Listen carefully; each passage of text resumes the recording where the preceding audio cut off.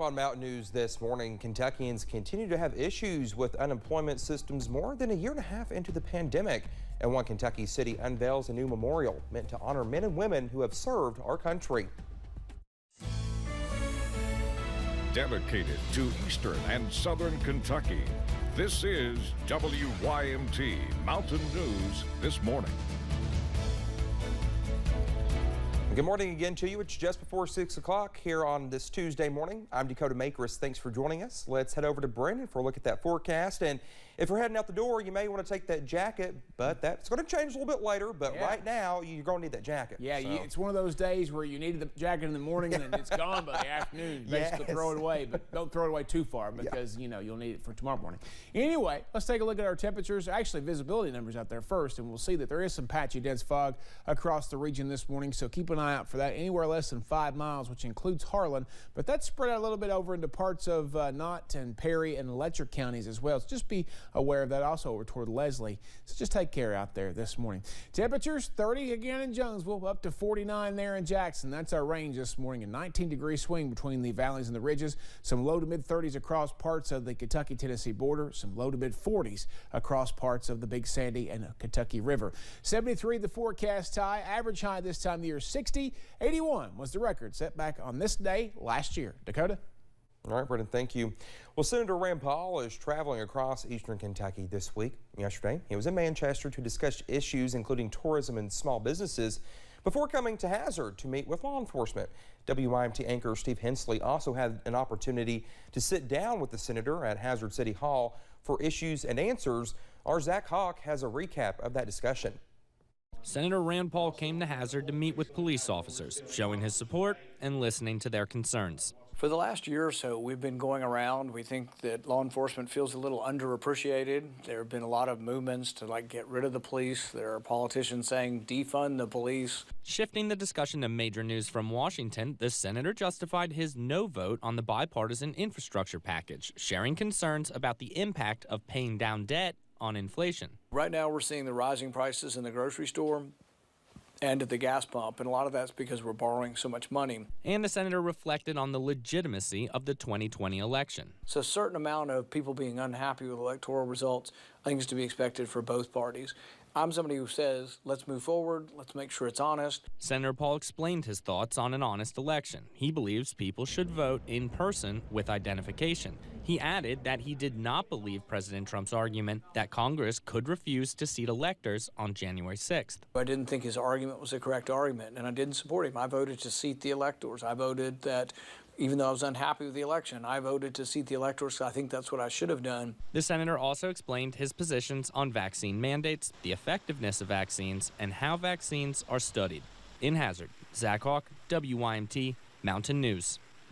Now, in addition to those topics, the senator discussed the Democrats' so-called social spending package, his own Tax for Education Act, the implications of recent nationwide election results, and his upcoming Senate election next year.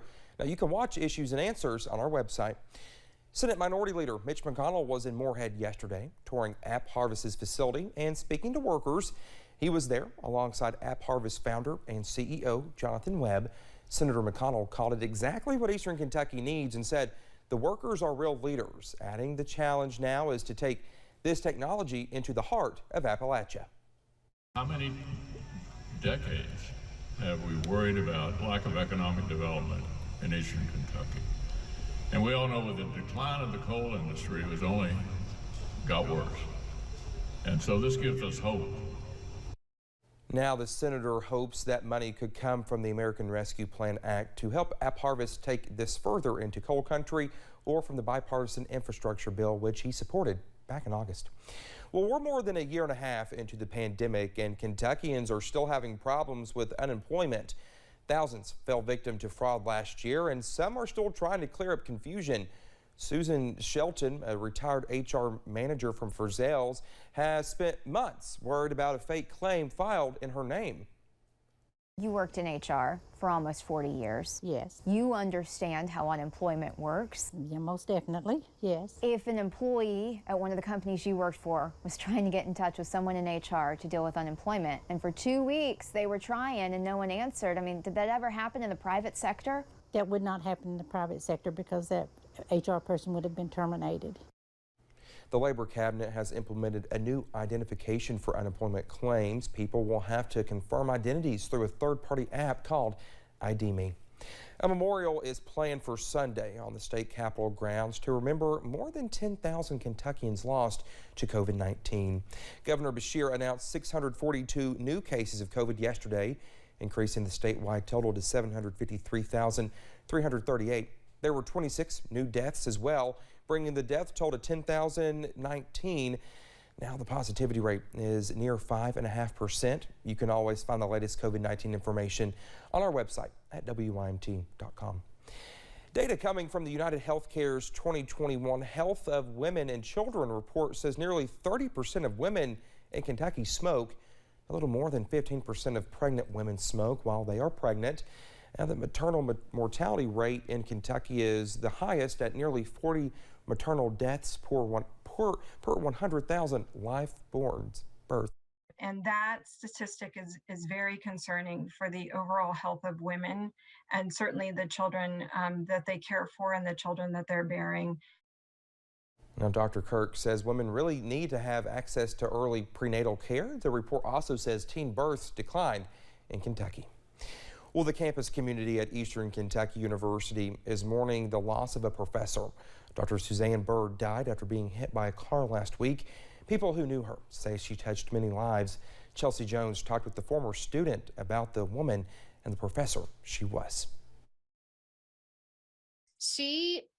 Honestly, she was at school all the time. That's how Jana Herron remembers Dr. Suzanne Bird, an EKU professor who taught anatomy. Herron worked for Bird as a teaching assistant in the late 1990s. And she and I worked together in the advanced anatomy lab to set up labs every week for the students, and then we would set up tests together. And then, of course, we would grade those tests together. The two formed a close bond. Bird became Herron's mentor and assisted with researching Herron's master thesis. But she showed me what being a teacher is truly like. Herron now teaches anatomy and chemistry at a high school in Tennessee. She learned from her former student, who now attends EKU, that Dr. Bird had passed away. She said, "Miss Herron, I have some bad news that I think should come from me." Richmond police say Bird died last week after being struck by a car. It happened in the Whitney's parking lot on North Keeneland Drive. You know, it's just one of those moments where you don't really know how to feel. Now Herron is left with the memories, like the time Bird attended her wedding and decorated a lab for her birthday.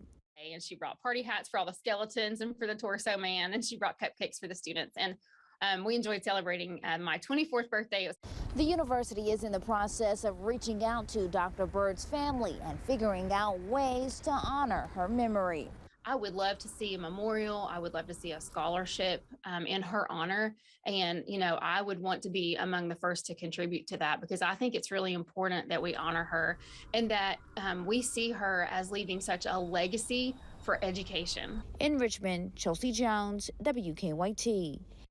Richmond police are still investigating the crash that killed Dr. Suzanne Bird. So far, no criminal charges have been filed. Well, as veterans and military families move center stage for the month of November, the priorities don't really change for one family in Louisville. Jeremy Harrell, his wife, and 3 children look out for military families every month. Harrell, a U.S. Army veteran himself, is the founder of the Veterans Club, and every part of his family plays a role. The Veterans Club is a nonprofit that provides a number of resources like meals and housing for veterans. No matter where that service member is from, the person to the left and to the right of them becomes their brother or sister. And that's kind of how we operate, even as a family. Aaron Harrell is a case manager and equine professional. Even their 14-year-old daughter, Lola, is the co-lead of the Military Child Equine Sessions. Members of the Corbin Garden Club unveiled a new Blue Star Memorial marker yesterday. Our Chaz Jenkins explains the significance of the ceremony.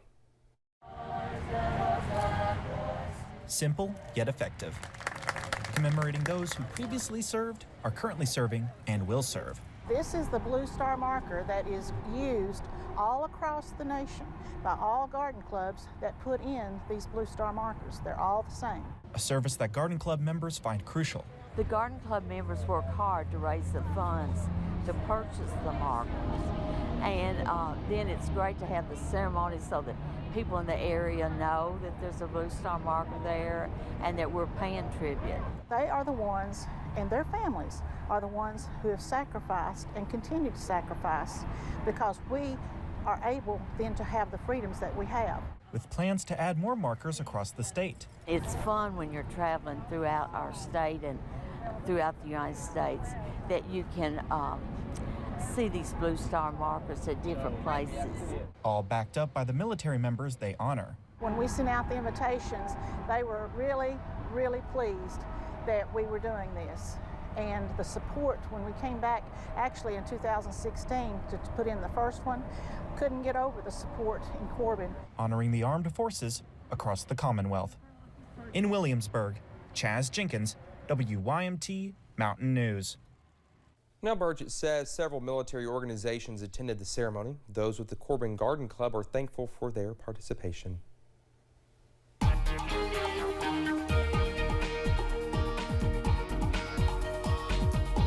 Some patchy frost and some patchy fog out there this morning at 610, but I wouldn't be too concerned about either one of those, especially at Pikeville. US 119, US 23 there in the overnight hours. Looking pretty solid. We're looking at temperatures in Pikeville at 45.